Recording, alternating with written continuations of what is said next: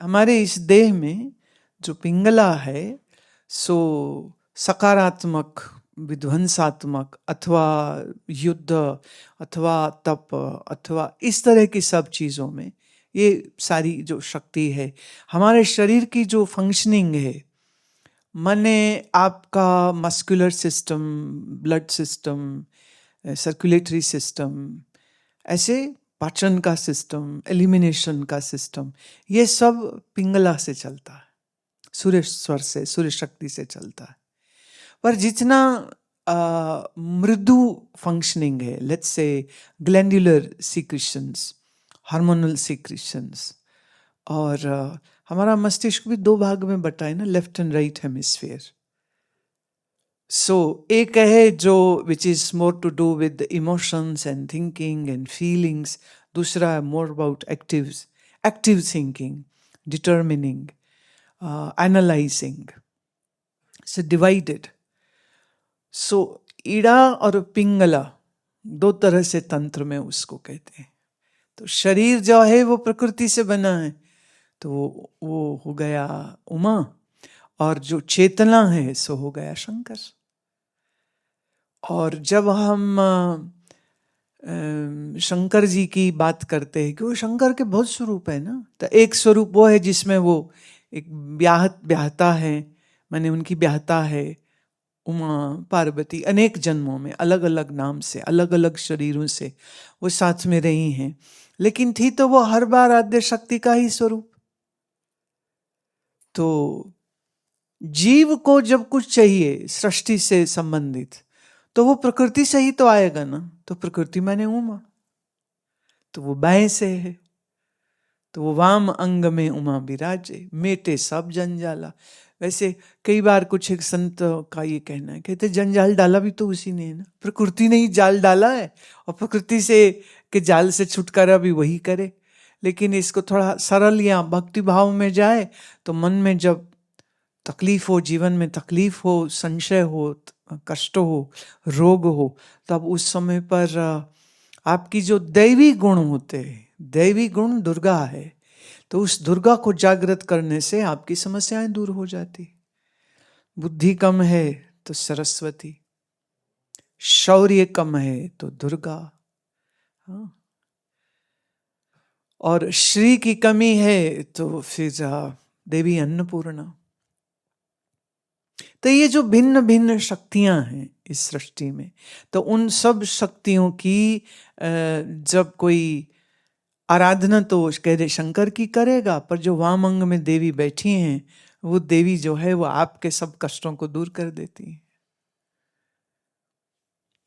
तंत्र में इनके कुछ अलग अर्थ होते हैं, भक्ति मार्ग में एक ही चीज के बिल्कुल दूसरे अर्थ होते हैं, और ज्ञान में तो बस क्या ही कहने। तो शब्द तो एक ही होता है, लेकिन उसकी व्याख्या आप किस मार्ग से करना चाहते हो वैसे ही उसके अर्थ बदल जाते हैं। तो वाम अंग में उमा विराजे, मेटे सब जंजाला। लेट्स से इसको अगर हम ज्ञान की दृष्टि से देखें तो अज्ञान एक राक्षस है। इस राक्षस का नाश कैसे होगा? तो ब्रह्माकार वृत्ति से होगा। तो ब्रह्माकार वृत्ति क्या हो गई? वो उमा हो गई। तो देवी के ज्ञान की इस वृत्ति के, ज्ञान के इस विचार के जागृत होने पर मन के अंदर आए हुए अज्ञान रूपी राक्षस का नाश हो जाता है। इसलिए कहा महादेव की हम भोला है शंकर का नाम, भोला रूप निराला। तो उसका रूप भी निराला है, सुंदर है, और चूंकि औगड़दानी है ना, इसलिए भोला है। भोला मतलब प्रेम देता है, आशीष देता है, शक्ति देता है, जो मांगो वो देता है। जब संसार में भटकना चाहते हो तो वो भी दे देता है। मुझे याद पड़ता है एक बार हम ऋषिकेश में थे, वहाँ एक वीरभद्र मंदिर है, वहाँ बहुत प्राचीन शिव का एक मंदिर है, कुछ अंदाजन ऐसा 600 साल या 400 साल ऐसा बोलते हैं। तो मैं उस क्षेत्र में थी, तो हम लोग सब सोचे चलो आज यहाँ अंदर होके आते। जब हम अंदर गए तो वहाँ पहले से एक परिवार आया हुआ था, तो वो उसने ना शिवालय में जल चढ़ाया और उसने शिव पिंडी को ऐसे ना दोनों हाथों से ऐसे जैसे दबाते हैं, जैसे चरण दबा रहा है ना, ऐसे ऐसे ऐसे दबा रहा है, भोला भोला भोला भोला, वो प्यार से अपना बोले जा रहा है। और फिर उसने ऐसे जेब में हाथ मारा और गाड़ी की चाबी निकाली और चाबी वहां रख के कहते, भोला गाड़ी लाया हूँ, भोला गाड़ी लाया हूँ। मैं जैसा भोला वो ऐसा ही भगत बोला। अब तुम उस पर चढ़ा रहे हो, चढ़ गया तो वो तो फिर उसका हो गया। फिर उसका प्रेम देखने वाला था। माने इतना वो आओ भाव में, इतना प्रेम में भोला। वो मंदिर ना बहुत जो गुंबद है, जो शिखर है, गोल है, तो गोल शिखर और कमरा छोटा है। अब उसमें जब वो जोर जोर से बोले ना तो गूंजे आवाज, भोला भोला भोला। और फिर चाबी दिए और फिर उसने जब प्रणाम किया, अब हम दरवाजे में खड़े मैं देख रही हूँ क्योंकि अंदर बहुत लोग जा नहीं सकते। तो जब वो निकला तो वो चाबी भी ले गया। तो हम उसको नहीं बोले, मन मन में बोले कि भाई तो चढ़ गई थी, अब क्यों ले गया? चाबी चढ़ गई तो चढ़ गई, वो तो बोले की हो गई।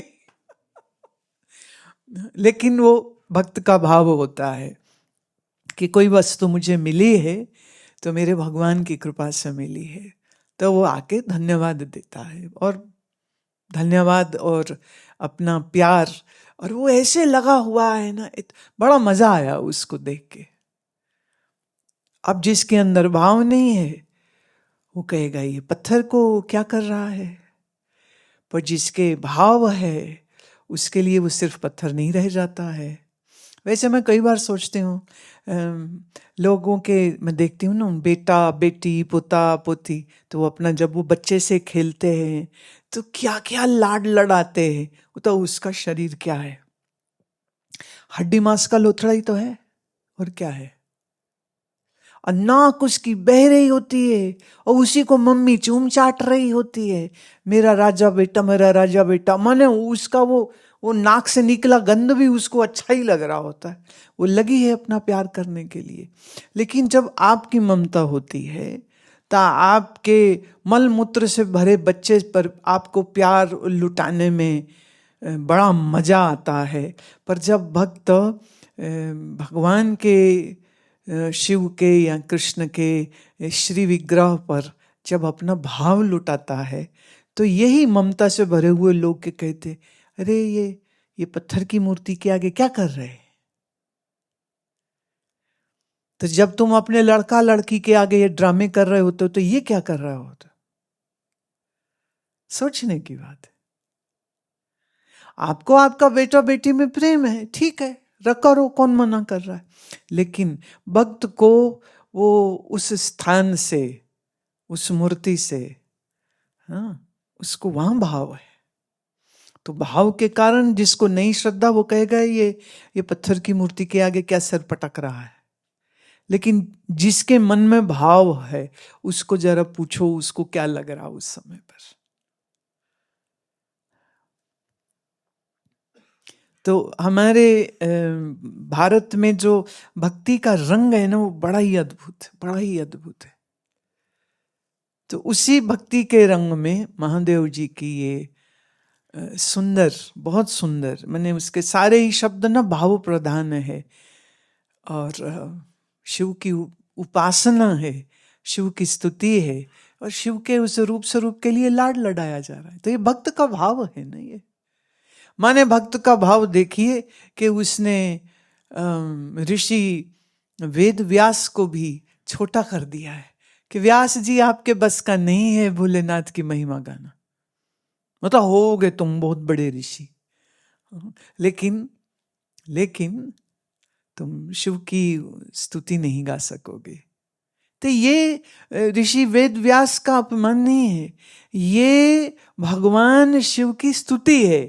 और ये कि किसी भी ऋषि के अंदर ये बला बल नहीं है, ये बुद्धि कौशल, ये विद्या का बल, ये उनकी कलम का, ये शब्दों का ये चमत्कार नहीं हो सकेगा कि वो शिव की भूरी भूरी प्रशंसा और न्याय उचित और यथा उचित प्रशंसा वो कर सके। कि व्यास भी हार गया। तो हमारे कुछ एक संतों ने जो भजन लिखे ना, उसमें तो कई बार नारद सारद ना गावे न सके, वो नारद जी को भी ले आएंगे, माँ शारदा को भी ले आएंगे, ये तेरी महिमा नहीं गा सकते, सबको हरा देते हैं। और फिर ये कहेंगे कि तेरी तो महिमा अपरंपार, कोई गा ही नहीं सकते। चलो, ये फिर भाव है उनका। ऋषि वेद व्यास की जो कृतियां हैं, यहां तक कि जो शिव पुराण है वो भी तो उन्होंने ही लिखा है। तो जो शिव पुराण है उसमें क्या क्या वाणी का विलास उन्होंने दिया है, क्या सुंदर वर्णन उन्होंने दिया है, और इतना सुंदर कथानक दिया है जिसमें चाहे वो शिव के भिन्न भिन्न अवतारों की बात हो, चाहे वो शिव के अलग अलग भक्तों की, जो जो असुर भी हैं, राक्षस भी हैं, मनुष्य भी हैं, देवता भी हैं, विष्णु भी उपासना करते हैं, हाँ विष्णु भी उपासना करते हैं, सरस्वती भी, उमा भी, मैंने सब कर रहे हैं। और वेद व्यास जी की क्या क्या मतलब अजब, अलौकिक, अद्भुत अद्भुत है। और पुराणों में तो क्या ज्योतिष, क्या विज्ञान, क्या औषधि, क्या एस्ट्रोनॉमी, हर चीज को उन्होंने अपने तरीके से उन कथाओं के अंदर ऐसा सुंदर लपेटा लगाया है। इसलिए पुराण को समझना आसान काम नहीं है, बिल्कुल आसान काम नहीं, ज्यादा कठिन नहीं है। लेकिन भक्ति ये कहता है कि ऋषि वेद व्यास भी भोलेनाथ तेरी महिमा नहीं गा सकता।